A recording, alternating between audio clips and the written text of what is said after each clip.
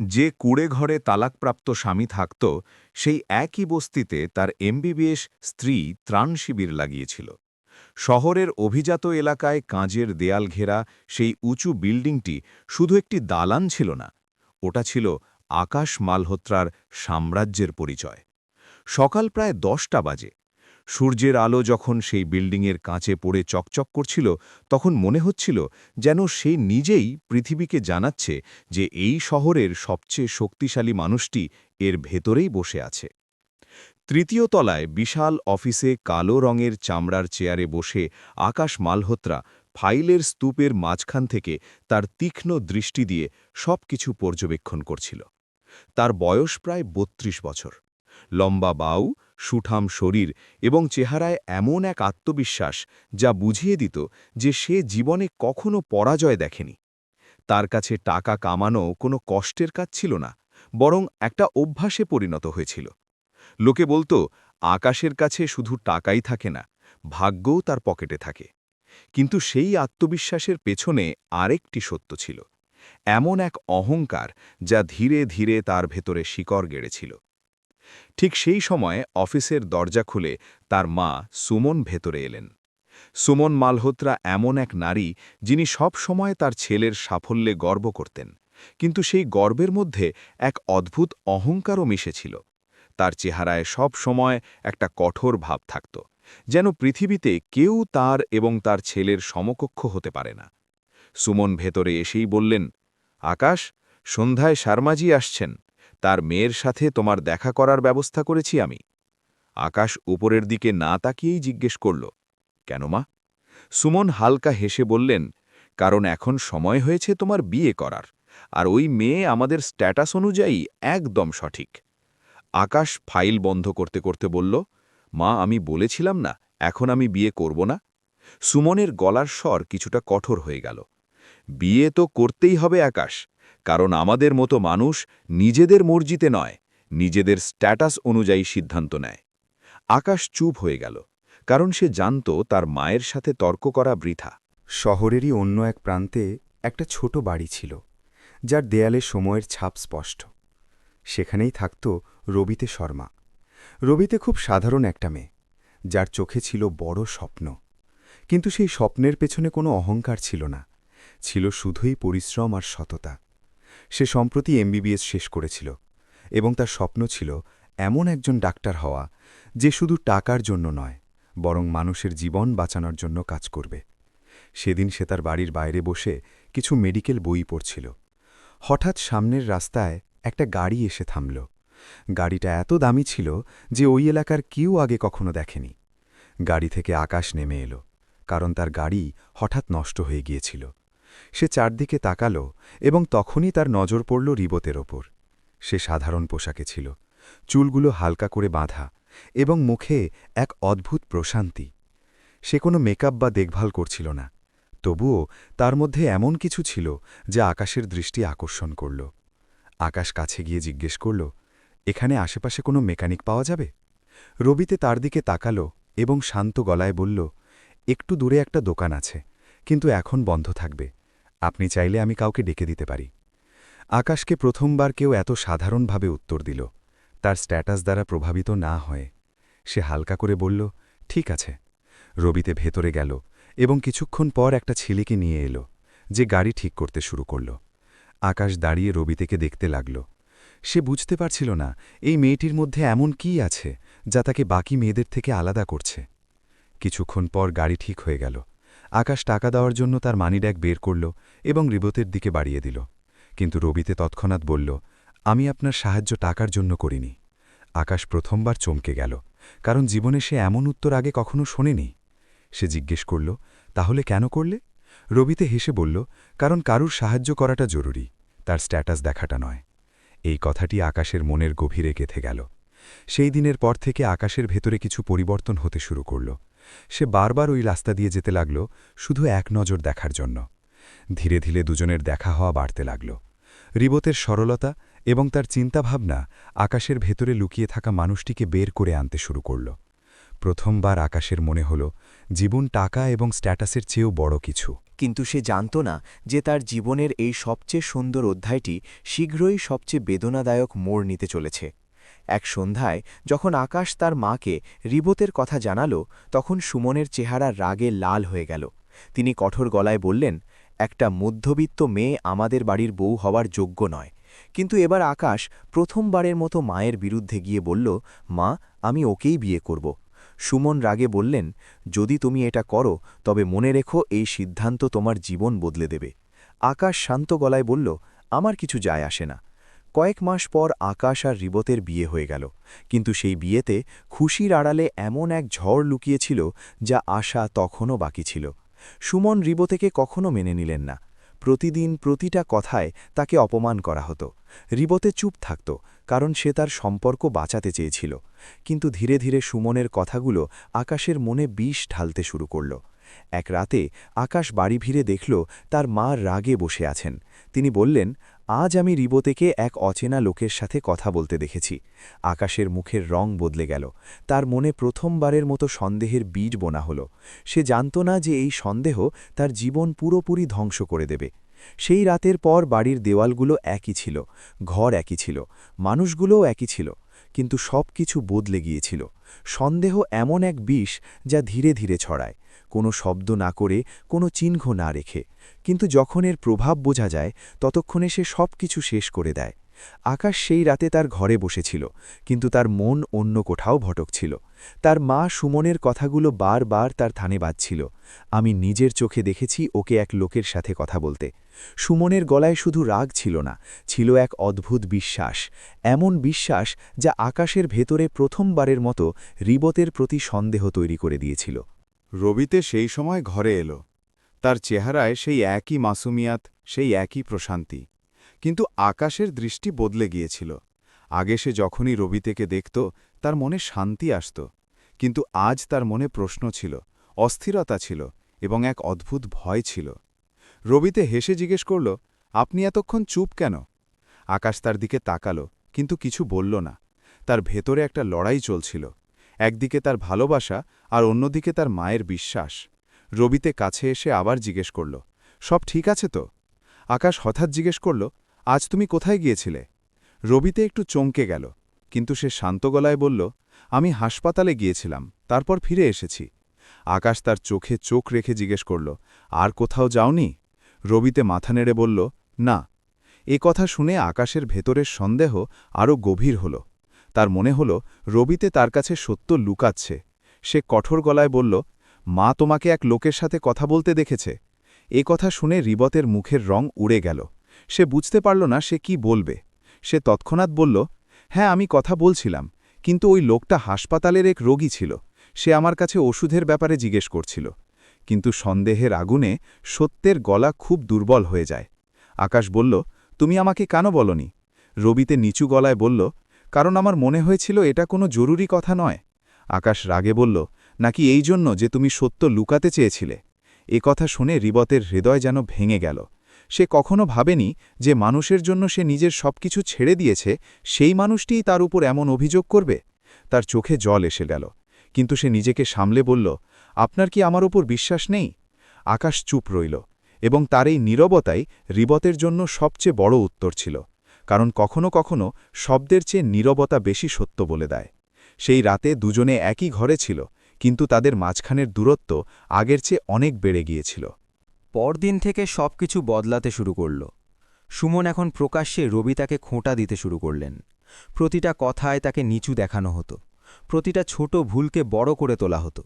আমি আগেই বলেছিলাম এই মেয়ে আমাদের যোগ্য নয়। সুমন বারবার এটাই বলতেন। রবিতা চুপ থাকত, কারণ সে জানত যদি সে উত্তর দেয় তবে পরিস্থিতি আরও খারাপ হবে। কিন্তু সবচেয়ে বেশি কষ্ট সে পেত আকাশের নীরবতা দেখে।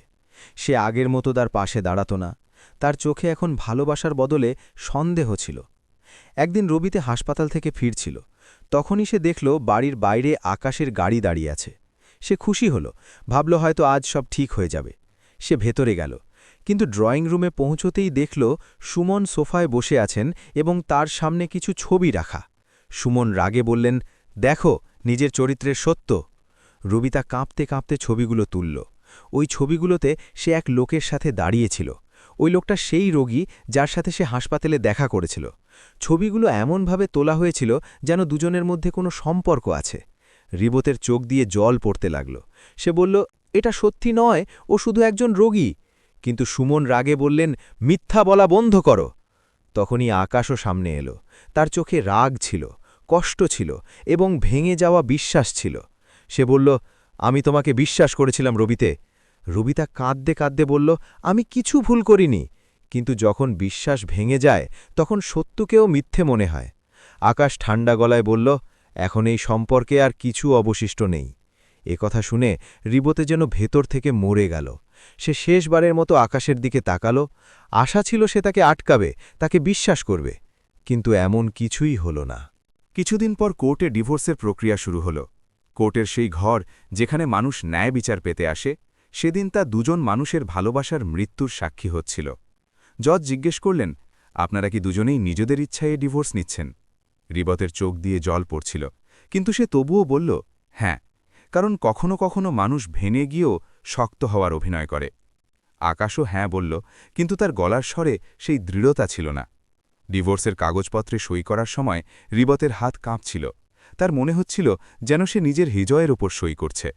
সই করার পর সে পেছনে না তাকিয়েই কোর্ট থেকে বেরিয়ে গেল, কারণ সে জানত যদি সে একবারও পেছনে তাকায় তবে নিজেকে সামলাতে পারবে না। সেদিন শুধু একটা সম্পর্ক শেষ হয়নি, সেদিন দুটো জীবন ভেঙে চুড়ে গিয়েছিল। কিন্তু আকাশ জানত না যে এই সিদ্ধান্ত শুধু রিবতের জীবন নয়, বরং তার নিজের জীবনও ধ্বংস করে দেবে। কারণ ভাগ্য সবসময় মানুষকে তার কর্মের হিসাব ফিরিয়ে দেয়। ডিভোর্সের পর জীবন বাইরে থেকে তেমনই দেখাচ্ছিল যেমন আগে ছিল। সেই বড় বাড়ি, সেই চকচকে গাড়ি, সেই উঁচু অফিস, সেই লোকগুলো যারা আকাশ মালহোত্রার সামনে মাথা নিচু করে কথা বলত। কিন্তু ভেতর থেকে সব কিছু বদলে গিয়েছিল। মানুষ যখন কোনো আপনজনকে হারায় তখন পৃথিবীর কোনো সম্পদই সেই শূন্যতা পূরণ করতে পারে না। আগে আকাশ যখন সন্ধ্যায় বাড়ি ফিরত তখন বাড়িতে একটা শান্তি থাকত, একটা আপনপন থাকত। কিন্তু এখন ওই বাড়ি তাকে গ্রাস করতে আসত। দেওয়ালগুলো আগের মতোই ছিল, কিন্তু এখন তাতে ছিল শুধুই নীরবতা। এমন নীরবতা যা তার প্রতিটি নিঃশ্বাসকে ভারী করে তুলত। রাতে যখন সে নিজের ঘরে একা থাকত তখন সে রিবতের গলার স্বর শুনতে পেত। তার হাসিমুখ চোখের সামনে ভেসে উঠত, কিন্তু চোখ খুললেই সেখানে থাকত শুধু শূন্যতা। শুরুতে সে নিজেকে বুঝিয়েছিল যে সে সঠিক সিদ্ধান্ত নিয়েছে, সে নিজের স্ট্যাটাস এবং সম্মান বাঁচিয়েছে। কিন্তু হৃদয় সত্য জানত, আর সত্যটা ছিল এই যে সে তার জীবনের সবচেয়ে বড় ভুল করে ফেলেছে। কিন্তু এখন অনেক দেরি হয়ে গেছে। এরই মাঝে তার ব্যবসাতেও সমস্যা শুরু হল। যে লোকগুলো আগে তার সামনে মাথা নোয়াত, তারাই এখন ধীরে ধীরে তার সঙ্গ ছাড়তে লাগল। তার সবচেয়ে বিশ্বাসযোগ্য পার্টনার বিক্রম, যে বছরের পর বছর তার সাথে কাজ করেছে, একদিন এসে বলল, আকাশ, আমাদের এই প্রজেক্ট বন্ধ করতে হবে। আকাশ অবাক হয়ে জিজ্ঞেস করল, কেন? বিক্রম চোখ নামিয়ে বলল, কারণ কোম্পানির বিশাল ক্ষতি হচ্ছে। আকাশ বিশ্বাস করতে পারল না, কারণ তার কোম্পানি সব সময় লাভে থাকত। সে সাথে সাথে ফাইল আনিয়ে দেখল এবং তা দেখে তার পায়ের তলার মাটি সরে গেল। কোম্পানির অ্যাকাউন্টে বড় ধরনের গরমিল, কোটি কোটি টাকা গায়েব। সে রাগে বিক্রমকে জিজ্ঞেস করল, এসব কি করে হলো? কিন্তু বিক্রম শুধু বলল, আমি জানি না, এবং সেখান থেকে চলে গেল। সেদিন প্রথমবার আকাশ বুঝতে পারল যে তার আশেপাশের মানুষ বদলে গেছে। ধীরে ধীরে সত্য সামনে আসতে লাগল। বিক্রম তাকে ধোঁকা দিয়েছে, সে কোম্পানির টাকা নিজের নামে করে নিয়েছে এবং এখন শহর ছেড়ে পালিয়েছে। আকাশ তাকে খোঁজার অনেক চেষ্টা করল, কিন্তু তাকে কোথাও পাওয়া গেল না। কোম্পানির ওপর ঋণের বোঝা বাড়তে লাগল। ব্যাংক নোটিশ পাঠানো শুরু করল। লোকেরা টাকা চাইতে তার অফিসে আসতে লাগল। যে কর্মচারীরা আগে তাকে স্যার বলে সম্মান দিত, এখন তাদের চোখে প্রশ্ন ছিল। কয়েক মাসের মধ্যেই তার কোম্পানি, যা একসময় তার পরিচয় ছিল, এখন তার সবচেয়ে বড় দুর্বলতায় পরিণত হল। এরই মাঝে তার মা সুমনের শরীরও খারাপ হতে লাগল। সুমন, যিনি সবসময় শক্ত এবং অহংকারী ছিলেন, এখন দুর্বল হয়ে পড়েছিলেন। এক রাতে তার বুকে তীব্র ব্যথা হল। আকাশ তাকে দ্রুত হাসপাতালে নিয়ে গেল। ডাক্তার বললেন, ওনার অবস্থা গুরুতর। আকাশ হাসপাতালের বাইরে বসেছিল এবং প্রথমবারের মতো সে ভয় অনুভব করছিল। সে বুঝতে পারছিল যে সে ধীরে ধীরে সব কিছু হারিয়ে ফেলছে। কিছুদিন পর সুমনের অবস্থা আরও খারাপ হল। এক রাতে যখন আকাশ তার পাশে বসেছিল, সুমন দুর্বল গলায় বললেন, আকাশ? আকাশ সাথে সাথে তার হাত ধরল এবং বলল, হ্যাঁ মা। সুমনের চোখে জল ছিল। তিনি বললেন, আমি ভুল করেছি।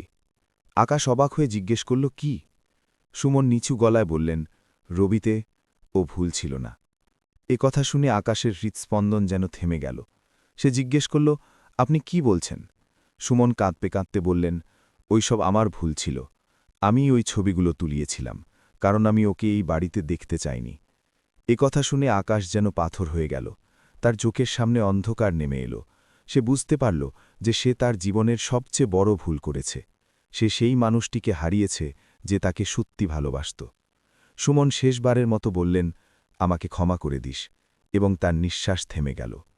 সেই রাতে আকাশ পুরোপুরি একা হয়ে গেল। তার মা চলে গেছেন, তার ব্যবসা শেষ হয়ে গেছে, এবং তার ভালোবাসা তার থেকে অনেক দূরে চলে গেছে। এখন তার কাছে আর কিছুই অবশিষ্ট নেই। ব্যাংক তার বাড়ি বাজেয়াপ্ত করল, তার গাড়িগুলো বিক্রি হয়ে গেল, তার অফিস বন্ধ হয়ে গেল। যারা আগে তার বন্ধু ছিল এখন তাকে চিনতেও অস্বীকার করতে লাগল। ধীরে ধীরে সে রাস্তায় নেমে এলো। তার থাকার জন্য কোনো জায়গা ছিল না। অবশেষে শহরের এক বস্তিতে একটা ছোট্ট কুঁড়েঘরে তার থাকার জায়গা হল। ওই কুঁড়েঘর, যা কখনো তার স্বপ্নেও ছিল না, এখন তার বাস্তবে পরিণত হল। সে সকালে মজদুরি করতে যেত এবং সন্ধ্যায় ক্লান্ত হয়ে নিজের কুঁড়েঘরে ফিরে আসত। বস্তির লোকেরা তাকে একজন সাধারণ মজদুর মনে করত। কেউ জানত না যে সে একসময় এই শহরের সবচেয়ে ধনী ব্যক্তি ছিল। কিন্তু জীবনের সবচেয়ে বড় খেলা এখনও বাকি ছিল, কারণ যেই বস্তিতে সে তার ভাঙা জীবন কাটাচ্ছিল, শীঘ্রই সেখানে এক ত্রাণ শিবির বসতে চলেছিল, এবং সেই ত্রাণ শিবিরে আসতে চলেছিলেন ডাক্তার রবিতে শর্মা, সেই রবিতে যাকে সে নিজের হাতে হারিয়েছিল। সময় কখনো থামে না, সে চলতে থাকে। মানুষের জীবনে যতই বড় ঝড় আসুক না কেন, কিন্তু কিছু ক্ষত এমন থাকে যা সময়ও পুরোপুরি ভরাতে পারে না। আকাশ মালহোত্রার জীবন এখন সেই পর্যায়ে পৌঁছেছিল যেখানে তার হারানোর মতো আর কিছুই ছিল না। সকাল হতেই সে তার কুঁড়েঘরের বাইরে রাখা পুরনো ভাঙা বালতি থেকে জল নিয়ে স্নান করত। তারপর ছেঁড়া কাপড় পরে মজদুরির জন্যে বেরিয়ে পড়ত। কখনো সে সিমেন্টের বস্তা টানত, কখনো ইঁট বইত, আবার কখনো কোনো নির্মাণাধীন বিল্ডিংয়ে দিনভর রোদে ঘাম ঝরাত। তার হাত, যা একসময় শুধু ফাইল আর দামি পেন স্পর্শ করত, এখন খসখসে হয়ে গেছে। তার হাতের তালুতে পড়া ফোঁসকাগুলো তার গল্প বলত। বস্তির লোকেরা তাকে আকাশ নয়, বরং ভাইয়া বলে ডাকত, কারণ কেউ জানত না যে সে একসময় এই শহরের সবচেয়ে বড় ব্যবসায়ী ছিল। তার কুঁড়েঘরটা ছিল বস্তির এক কোণায়, যেখানে রাতে ঠান্ডা বাতাস ভেতরে ঢুকে পড়ত আর গরমে ভেতরে নিঃশ্বাস নেওয়াও কঠিন হতো।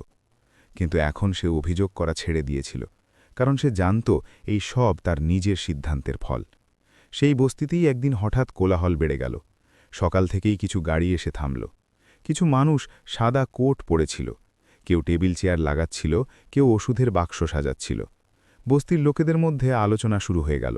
এখানে ত্রাণ শিবির বসছে, ডাক্তাররা এসেছেন, বিনামূল্যে চিকিৎসা হবে। আকাশও দূরে দাঁড়িয়ে সব দেখছিল। তার কাছে এটা একটা সাধারণ ঘটনা ছিল। সে বেশি গুরুত্ব না দিয়ে নিজের কাজে চলে গেল। কিন্তু সে জানত না যে ভাগ্য আজ তার জীবনের সবচেয়ে বড় মোড় নিয়ে এসেছে। সন্ধ্যায় যখন সে কাজ করে ফিরল, তখন বস্তিতে ভিড় জমে গেছে। বাচ্চা, বুড়ো, মহিলারা সবাই লাইনে দাঁড়িয়ে। আকাশ ক্লান্ত ছিল, কিন্তু তবুও সে জল খাওয়ার জন্যে কাছেই একটা কলের দিকে এগোল। তখনই তার নজর পড়ল টেবিলে বসা এক ডাক্তারের ওপর। সাদা কোট, গলায় স্টেথোস্কোপ, চুলগুলো পরিপাটি করে বাঁধা, এবং মুখে সেই একই প্রশান্তি, সেই একই মাসুমিয়াত। আকাশের হৃৎস্পন্দন হঠাৎ বেড়ে গেল। তার হাত থেকে জলের গ্লাস পড়ে গেল। তার চোখ বড় হয়ে গেল, কারণ ওটা আর কেউ নয়, রবিতে ছিল। ডাক্তার রবিতে শর্মা, সেই রবিতে যাকে সে নিজের হাতে হারিয়েছিল, সেই রবিতে যে একসময় তার জীবন ছিল। সময় যেন হঠাৎ থমকে গেল। তার আশেপাশের আওয়াজগুলো ম্লান হয়ে এলো। সে শুধু রবিতেকেই দেখতে পাচ্ছিল।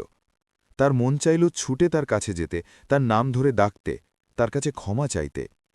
কিন্তু তার পা যেন মাটির সাথে গেঁথে গিয়েছিল। অন্যদিকে রবিতে তার কাজে ব্যস্ত ছিল। সে রোগীদের দেখছিল, তাদের কথা শুনছিল, তাদের ওষুধ দিচ্ছিল। তার চেহারায় আত্মবিশ্বাস ছিল, এক দৃঢ়তা ছিল যা আগে ছিল না। সে এখন আর সেই সাধারণ মেয়েটি নয়, সে একজন ডাক্তার, যে নিজের বেদনাকে শক্তিতে পরিণত করেছে। হঠাৎ এক বৃদ্ধা আকাশকে দেখে বলল, আরে বাবা, তুইও ডাক্তার দেখিয়ে নে, তুই তো কদিন ধরে খুব কাশছিস। এ কথা শুনে রবিতে তার মাথা তুলল। তার নজর সোজা আকাশের ওপর পড়ল।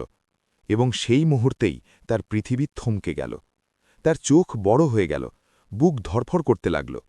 সামনে সেই মানুষটি দাঁড়িয়ে, যাকে সে একসময় নিজের হৃদয়ের চেয়েও বেশি ভালোবাসত এবং যে তাকে সবচেয়ে বেশি কষ্ট দিয়েছিল।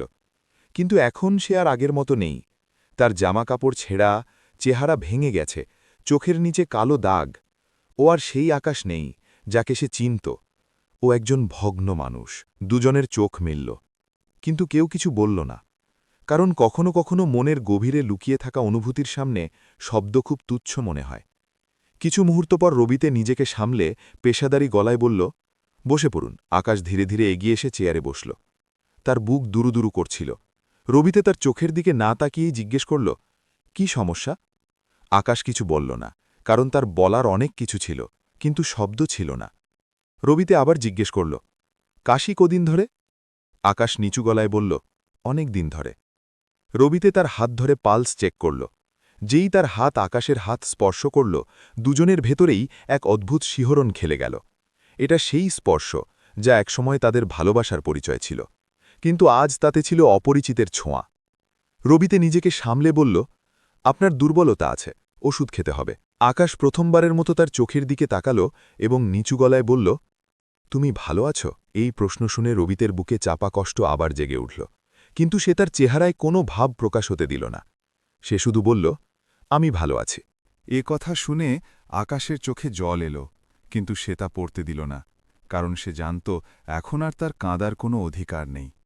ঠিক সেই সময় বস্তির এক লোক এসে রিবতেকে বলল, ম্যাডাম, আপনি সত্যিই খুব ভালো, আপনাদের মতো লোকেরাই গরিবের ভরসা। রিবতে হালকা হাসল, কিন্তু তার দৃষ্টি বারবার আকাশের দিকে যাচ্ছিল, কারণ সে জানতে চাইছিল আকাশ এই অবস্থায় কি করে পৌঁছল। কিন্তু সে কিছু জিজ্ঞেস করল না, কারণ কখনো কখনো কিছু প্রশ্নের উত্তর জানা পুরনো ক্ষতকে নতুন করে জাগিয়ে তোলে। সন্ধ্যা গড়িয়ে রাত নামছিল। বস্তিতে হালকা ঠান্ডা বাতাস বইছিল। আকাশ তার কুঁড়েঘরের বাইরে বসেছিল এবং তার চোখের সামনে বারবার সেই মুহূর্তটা ভেসে উঠছিল যখন সে রিবতেকে দেখেছিল। সে বুঝতে পারছিল যে ভাগ্য তাকে আর একটা সুযোগ দিয়েছে, কিন্তু সে জানত না যে এখন কি অনেক দেরি হয়ে গেছে। সেই রাতে বস্তিতে ঠান্ডা বাতাস বইছিল, কিন্তু আকাশের ভেতরে এমন এক আগুন জ্বলছিল যা তাকে ভেতর থেকে পুড়িয়ে দিচ্ছিল। নিজের কুঁড়েঘরের বাইরে মাটিতে বসে সে আকাশের দিকে তাকিয়েছিল। একসময় এই আকাশকে তার ছোট মনে হতো, কারণ তার মনে হতো সে তার চেয়েও উঁচুতে আছে। কিন্তু আজ সেই আকাশ তাকে তার আসল রূপ দেখাচ্ছিল। তার চোখের সামনে বারবার রিবতের মুখ ভেসে আসছিল, সেই শান্ত মুখ, সেই দৃঢ় দৃষ্টি।